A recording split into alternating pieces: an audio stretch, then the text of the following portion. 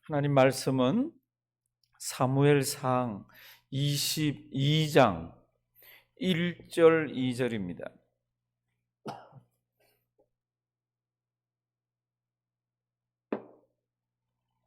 사무엘상 22장 1절 2절.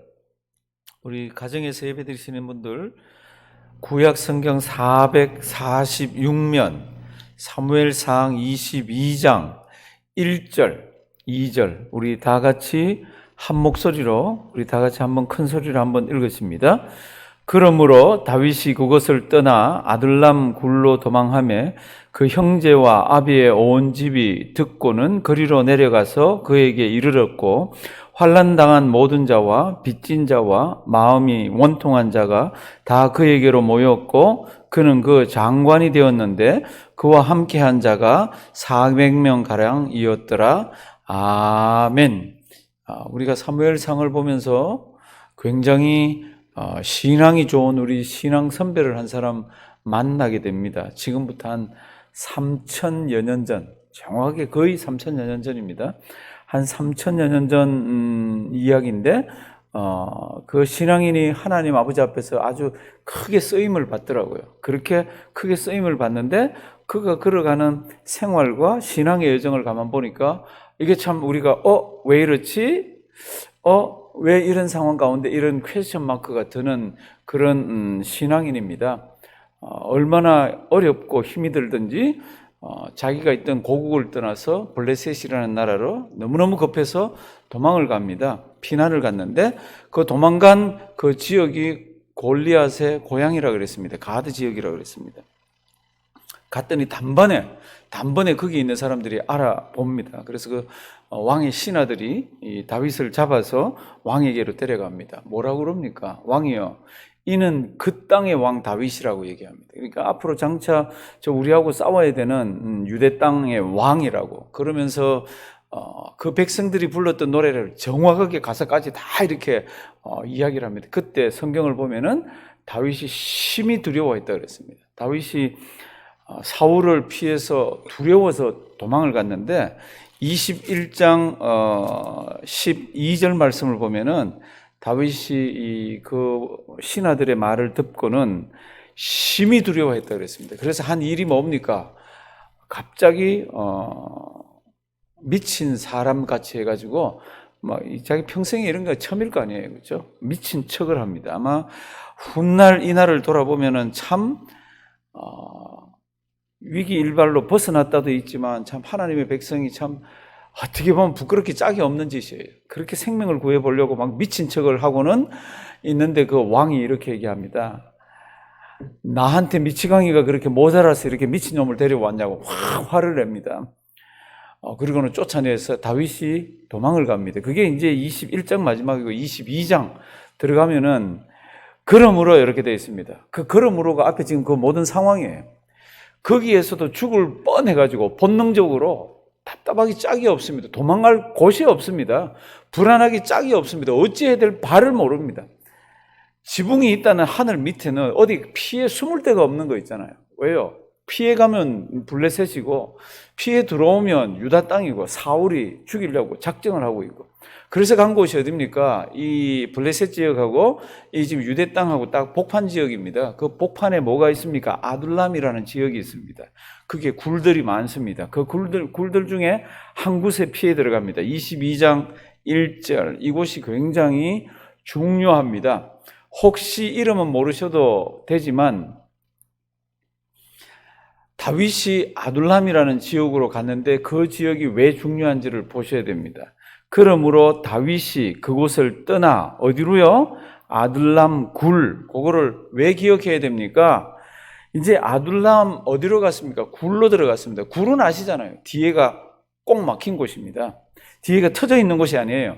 그러니까 굴에 들어갔는데 누군가가 자기를 쫓아와서 잡으려고 하면은 공포심이 또 극대가 되는 것이 굴입니다. 자기는 숨었다고 숨었는데 들키기만 하면, 그러니까 불안하기 짝이 없는 거죠.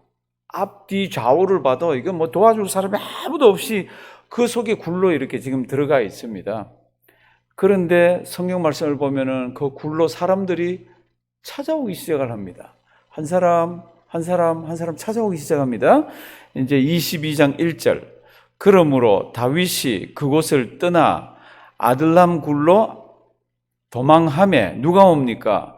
그 형제와 아비의 온 집이 듣고 그리로 내려가서 그에게 이르렀고, 다윗이 아둘람이라는 곳으로 도망을 갔습니다.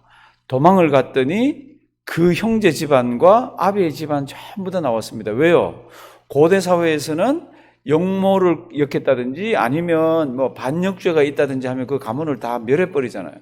그 형제의 집안들과 지금 이 부모님 집안 모두 다가 다 다윗을 찾아서 이 굴로 왔습니다. 그러니까 눈을 떠보면 누군가가 오고 눈을 떠보면 누군가가 오고 이렇게 이제 다윗으로 이제 자꾸 모입니다. 그 지역이 어디라고요? 아둘람. 근데 이 아둘람이 왜 그렇게도 중요합니까? 이제 한번 보십시오. 모여드는 사람이 자기 형제 집안과 지금 부모 집안입니다. 그리고는 2절 말씀을 보면 어떤 자들이 눈을 뜨면 모여듭니까? 환난당한 모든 자. 환난당한 자가 누굽니까?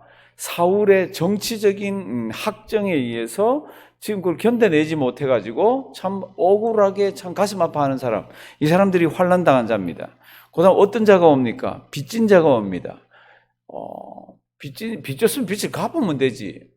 그런데 빚진 자들이 왜 옵니까? 이거는 사울의 경제 정책을 잘못 써서 또 아니면 그 가운데서 정말로 억울하게 힘든 사람들입니다. 그래서 이제 빚진 자, 마음의 어떤 자요? 원통한 자. 이 원통하다는 뜻은 쓴맛을 본 자라는 뜻입니다. 그러니까 이 사울이 도덕적으로 영적으로 참 이렇게 정책을 잘못 펴므로써 거기에 생긴 것들로 말미암아 쓴맛을 많이 본 사람들, 그 영적인 도덕적인 정신적인 그 어려움 당한 사람, 이런 사람들이 눈만 뜨면은 한 사람 찾아가지고 지금 옵니다. 그게 2절입니다. 환난당한 모든 자와 빚진 자와 마음이 원통한 자가 다 그에게로 모였고 이랬습니다. 그래서 이제 이 사람들이 막 와글와글 자꾸 모여들었습니다. 그래서 몇 명 가까이가 됐습니까? 2절 몇 명요? 한 400명 가량 되고 전부 다가 와서 다윗의 밑에 이렇게 들어왔습니다. 그래서 다윗은 그들의 장관이 되었습니다. 새 성경을 보면 우두머리가 되었습니다. 근데 제가 조금 전에 이렇게 했죠. 이게 중요하다 그랬죠. 이게 왜 그렇게도 중요합니까? 신구약을 펼쳐놓고 보면 다윗 왕국이라는 게 있습니다. 지금은 뭐 다윗이 피해 다니지만 그 다윗 왕국은 무엇을 이렇게 내다본 그림자입니까? 그럴 때 메시아 왕국을 내다본 그림자입니다.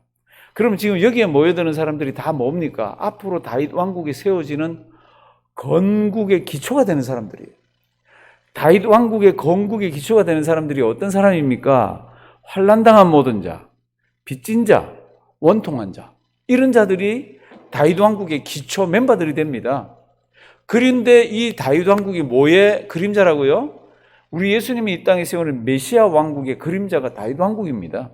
이 다윗 왕국을 세우는 사람들의 성분이, 출신 성분이 어떤 사람들요? 환난당한 자, 빚진 자, 원통한 자. 이런 사람들이 한 400명 정도 모여 있습니다. 이게 나라 꼴이 제대로 되겠습니까? 지금은 나라도 아니지만. 그래도 400명이요. 이 굴을 중심으로 해서 와글거립니다. 얼마나 이거 힘들어요. 먹는 문제 있죠. 주변에 어떻게 생활하는 문제 있죠. 뭐 이 사람들 서로 관계가 있죠. 이렇게 어려운 가운데에서 400명이 진을 딱 치고는 다윗을 중심으로 해서 이제 무언가 틀이 이렇게 잡혀갑니다. 그래서 구속사적인 그런 관점에서 볼 때도 중요하고요. 그리고 메시아 왕국을 내다볼 때도 굉장히 중요합니다. 근데 이제 여기에서 하나님께서 함께 하심의 은혜가 이들에게 임합니다. 이게 여기 400명이 정규 군인이 와도 힘들 텐데 어떻게 보면 오합지졸들이잖아요. 어떻게 뭐 환난당한 자, 빚진 자, 원통한 자. 그러니까 원래 정권을 잡고 있던 사람으로 보면 불평, 불만, 원만 뭐 그런 거 다 하는 사람들이 모여 있잖아요. 그러니까 뭐가 하나가 되겠습니까? 그런데 이게 이제 세월이 지나가고 시간이 지나갈수록 여기에서 선지자가 나오고 여기에서 제사장이 나오고 여기에서 장군이 나오고 이게 다윗 왕국의 기초가 이렇게 서갑니다. 제가 볼 때는 이제 22장 1절 다윗이 블레셋을 떠나가지고 아둘람 굴로 어떻게 하면 도망갔다 그랬습니다. 그 도망갈 때 다윗의 심정이 얼마나 답답했을까? 얼마나 힘이 들었을까? 우리 지금 설교 제목이 한방랑자의 슬픈 노래, 오늘은 2번입니다. 그가 그 굴로 도망가면서, 그 굴로 도망가서, 그리고 매일매일 사람들이 모여드는 것을 보면서, 야, 참 모여드는 사람 참 붙들고 의지할 사람이 하나도 없습니다. 그때 이 사람이, 다윗이 시를 쓴 것이 시편의 기록들이 이렇게 되어 있습니다. 무슨 기도를 했으며 어떤 노래를 했을까? 우리 얼른 한번 찾아보십니다. 시편 142편, 구약성경 904면입니다. 구약성경 904면, 시편 142편 보면은 그때의 심정이 고스란히 있습니다. 이때가 정확하게 이 굴인지 저 굴인지는 모르지만은 시편 142편, 구약성경 904면, 그 위에 제목이 이렇게 되어 있습니다. 표제, 다윗이 굴에 있을 때에 지은 마스길 곧 기도라고 되어 있습니다. 마스길이 뭡니까? 마스길은 교훈시 또는 묵상시라는 뜻입니다. 그러니까 다윗이 굴에 있을 때, 학자들은 이게 지금 블레셋을 피해가지고 블레셋에서도 죽음의 공포를 느끼고 다시 막 도망와서 지금 유대 땅으로는 못 들어가지 못하고 지금 굴에 있으면서 참 넉넉고 하나님밖에 붙들 데가 없는 겁니다. 이때만 해도 따라다니는 사람들이 별로 없잖아요. 굴에 처음 갔을 때니까. 그때 한 노래입니다. 142편. 내가 소리내어 어떻게 해요? 여호와께 부르짖으며. 아마 굴에 들어가면서 그랬을 거예요. 어쩌면 막. 아니면 또 새날 밝으면 또 도와줄 사람도 없고 아무도 없고 그러니까 그렇게도 부르짖었을 겁니다. 142편 1절. 내가 소리내어 여호와께 어떻게 해요? 부르짖으며 소리내어 여호와께 간구하는도다. 같은 뜻입니다. 이분이요, 이렇게 저렇게 5절도 보면은 여호와여 내가 주께 어떠합니까? 부르짖어 말하기를. 그러니까 이 깜깜한 굴 속에서 그렇게도 울면서 그렇게도 통곡하면서 막 기도를 했습니다. 2절 그 내용이 뭡니까? 내가 내 원통함을 그 앞에 토하며 내 우환을 그 앞에 진술하는도다. 3절 우리 천천히 글씨들을 잘 보면서 뜻을 잘 보면서 우리 3절 다 같이 한번 천천히 한번 읽습니다. 내 심령이 속에서 상할 때에도 주께서 내 길을 아셨나이다. 나의 행하는 길에 저희가 나를 잡으려고 올무를 숨겼나이다. 내 심령이 속에서 어떻게 해요?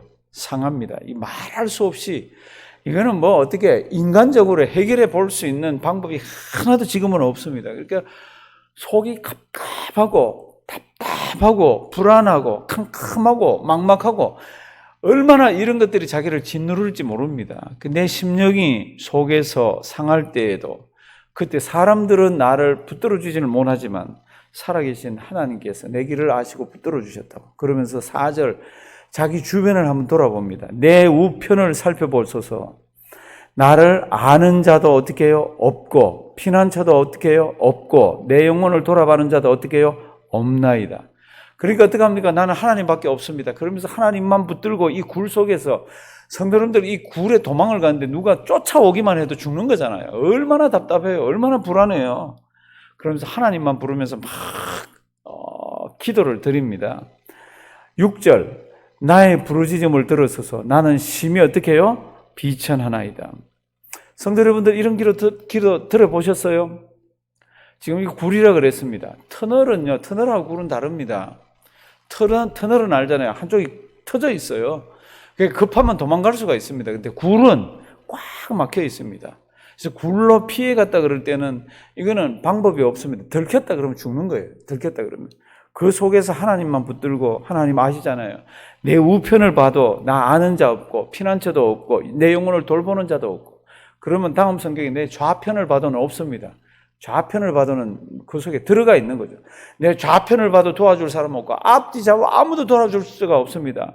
하나님 그러면서 뭐 했다고요? 부르짖었다고. 오늘 우리 찬송가 440장을 한번 불렀습니다. 그 440장 예수 예수 내 주여 멀리 멀리 갔더니인데 그 3절이 뭐로 되어 있는지 아세요?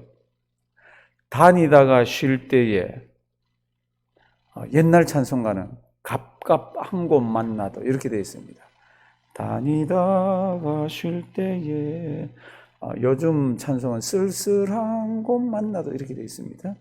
옛날 찬송은 다니다가 쓸 때에 갑갑한 꽃만 나도 어떻게 해요? 홀로 있게 마시고. 우리 신앙의 선배가 너무너무 이런 상황을 잘합니다. 다녀보면은, 살아보면은 갑갑하고 답답하고 불안한 것이 많이 있습니다. 그럴 때 딱 멈춰서 보면은 살아계신 하나님, 세상 사람들은 나를 다 잊고 있어도 그 하나님이 있습니다. 그래서 그 하나님께 어떻게 합니까? 그 하나님만 붙들고 부르짖습니다. 우리 시편 하나 얼른 더 안 보십니다. 57편 841면 이것도 굴 속에서 지었습니다. 그러니까 다윗이 이렇게 답답하고 이렇게 힘들 때 그냥 넋놓고 앉아서 그냥 퍼질러 앉아가지고 원망불평한 게 아닙니다. 뭐 했습니까? 기도하고 또 기도했더라고. 시편 57편 위에 표제 뭐라고 되어 있습니까? 다윗의 믹담시 영장으로 알다셋에 맞춘 노래. 다윗이 사울을 피하여 어디에요? 굴에 있던 데입니다. 굴에 있던 데. 마찬가지입니다. 여기도 부르짖고 2절 보실래요? 내가 지극히 높으신 하나님께 어떻게 합니까? 부르짖으면 도망갈 데가 없습니다. 피해가지고 도망갔으니까 더 이상 도망갈 데가 없습니다. 그러니까 막 부르짖으면서 기도하는다. 얼마나 기도를 많이 했는지 이제는 밤새도록 기도하고는 이제 새벽이 됐습니다.